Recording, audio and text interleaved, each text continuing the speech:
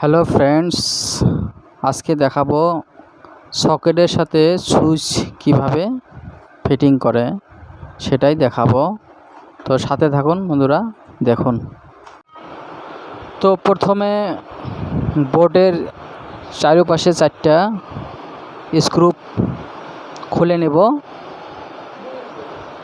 খুলে নিয়ে তারপর তার লাগাবো। তো ফাইনালি বোর্ড খুলে নিলাম। তো বন্ধুরা, তারের মাথা ভালো করে কেটে পরিষ্কার করে নেবেন দুই সেটে।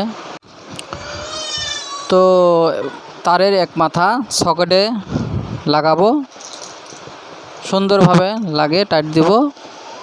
আর আরেক মাথা সুইচের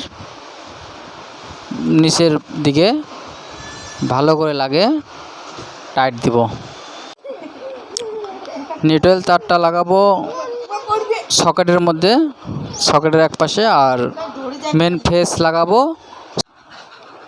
তো বন্ধুরা, এইভাবে ফিটিং করা হয়ে গেল। এখন নাট লাগিয়ে দেব।